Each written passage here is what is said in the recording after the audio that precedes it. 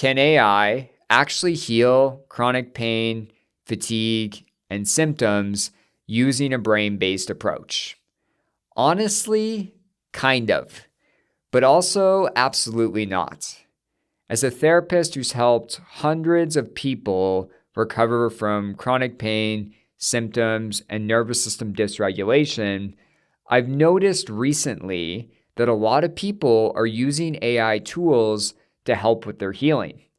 And sometimes it actually works, but it's important to know that AI misses some really big things about the healing process. So in this video, I'm going to discuss where AI can support you with your healing, where AI is going to fail you, and whether a robot can help you retrain your brain and nervous system out of chronic symptoms.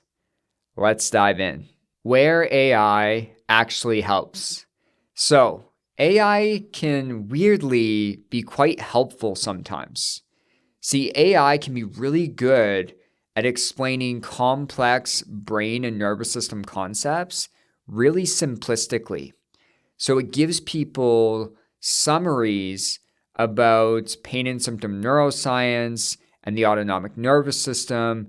And so people start to increase the belief that a brain-based approach could actually help them. Now, some of my clients have also used AI to help them self-assess if their symptoms are neuroplastic or not. Now, you do want to be careful here because AI is not perfect. It can make mistakes. And if you don't share enough about your pain or symptoms, how it behaves, what triggers it, what sensitization factors you have, it may lead you in the wrong direction. Now, another benefit to using AI is it's available 24/7. This is unlike any therapist or coach you could work with. AI, even though it's a robot, is always there for you.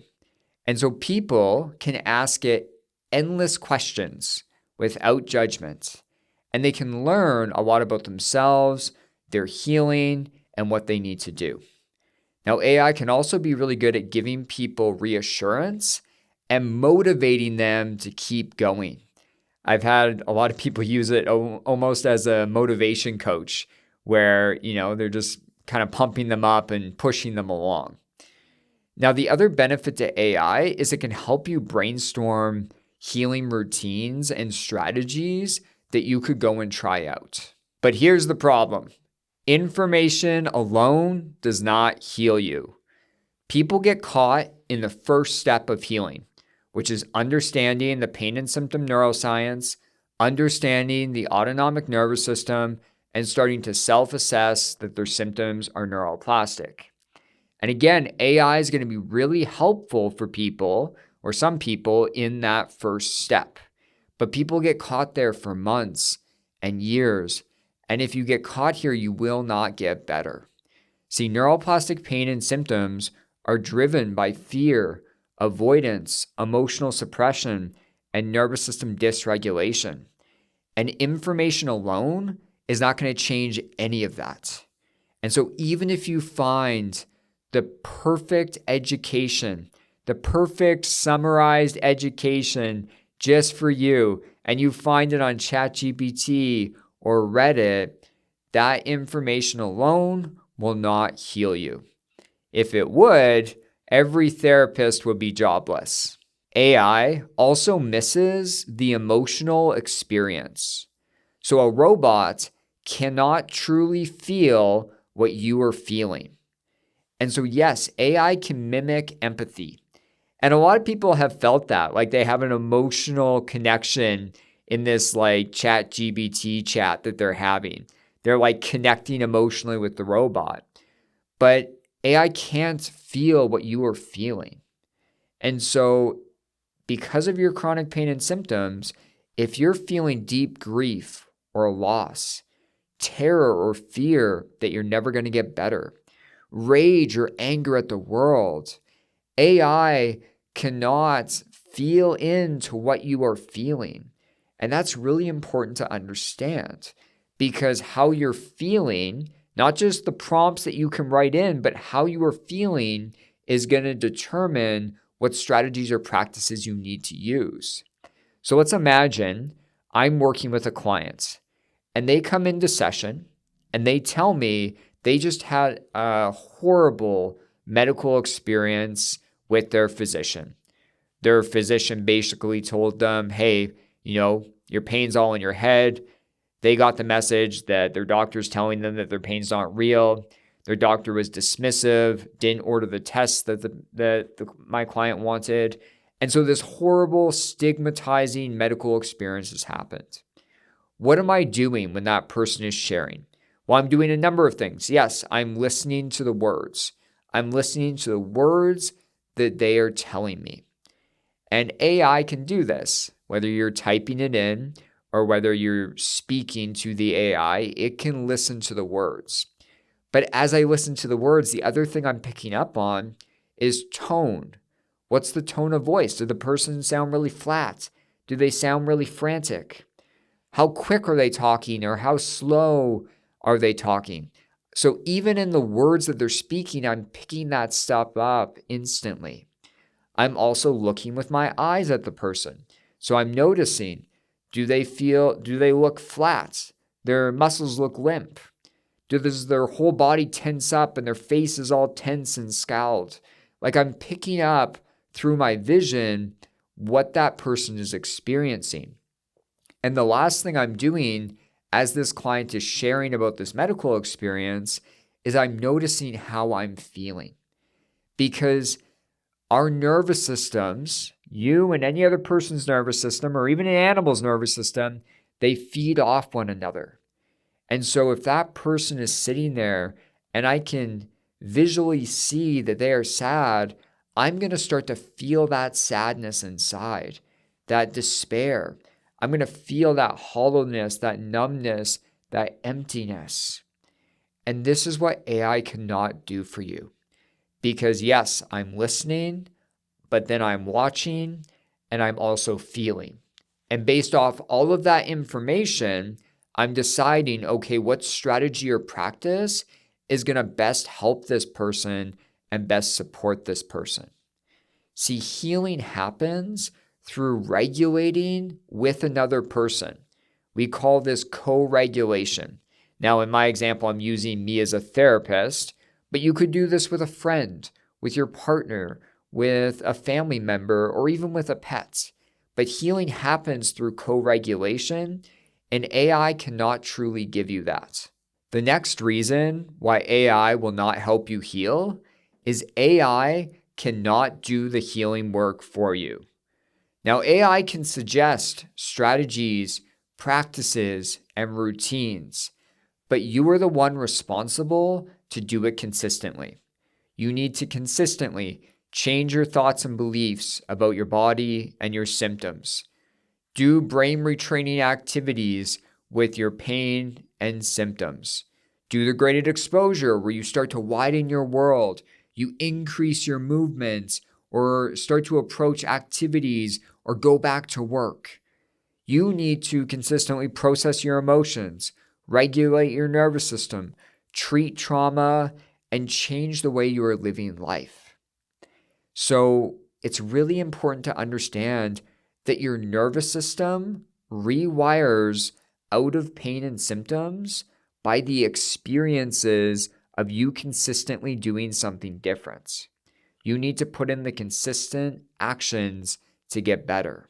So where I see AI fail people is people get caught in that education zone, that first step I was talking about earlier in the video. They get caught there and they have AI come up with all sorts of routines and fancy strategies, but the person never starts to put in the actions needed. Here's the thing, education is a part of the healing, but the reason you are consuming the education is to change your actions after you've consumed it. And so, for example, if you watch this video and maybe you find it interesting, you get some ideas, but after this video, you change nothing, that means that the education ultimately isn't going to help you heal because it didn't lead to any, actions changing. And that's what needs to take place. So you can use AI for education for getting fancy strategies, for learning how to do the strategies, but then you need to change your actions after that and start to put in the work. And finally, the biggest thing that AI misses, healing is nuanced and messy. Healing is not a straight line. You don't go from high symptoms to low symptoms just like this. Healing's like this. It's all over the place. And so sometimes in your healing, you're going to need to increase exposure and activation. You start to approach your symptoms somatically. You process emotional memories and the emotional sensations inside. You start to increase exposure. You start to walk, go back to the gym, or apply for new jobs. And these are wise decisions when you have enough tolerance to do that. But a week later, you might need something different in your healing. You might need to rest, hide out, and use strategic avoidance until you're more regulated to return to exposure. And so this is the thing, is healing is not just do steps 1 through 10. That's not how it works. It's all over the place as you're getting better. Now, the other thing is you could use the right strategies and practices just as AI has laid them out to you. But you may not have the right mindset attached while you're doing those strategies. And I see this with clients I work with. They're doing all the right things, but they haven't worked on cultivating the right mindset because healing is nuanced. And so it's not just do somatic tracking exactly this way 3 times a day and you'll get better. No, there's exploration. You need to explore, wade into the messiness, figure out what works best for you, and figure out what's the right mindset I can apply while doing somatic tracking. And so this is what AI is going to miss for you, because AI is just going to give you information and education. But healing is more about figuring out in each moment what you need based on your nervous system. I always kind of joke with clients, if you ask AI a question, it's just going to give you an answer. If you ask your therapist a question, they might stare at you in silence for a bit and let you feel into your emotions and allow you to start crying. And then they go through some somatic practice. So there's a difference between working with AI or a therapist and a coach. So in conclusion, can AI heal your pain and symptoms? Well, I think AI can be a supportive tool for you. I think it can give you really simplistic, summarized education on pain and symptom neuroscience that's really easy to digest. Now, AI can also be a great motivational tool. It can help you feel less alone and give you reassurance. And it can give you routines to practice filled with different strategies and practices. But AI is going to miss the messiness of healing, the emotional elements of healing, how healing needs to involve connection with other human beings or animals. And also, AI cannot put in the repetitive actions that you need to take in order to heal. You have to do that on your own. So I hope this video was helpful. Please put your questions, comments down below. If you are ready to take an actionable step towards your healing, my next video will help you. It's about how you can desensitize your pain and symptoms using a brain-based approach. And I go through a brain retraining practice in that video so you can start practicing right away. I'll talk to you all soon. Take care.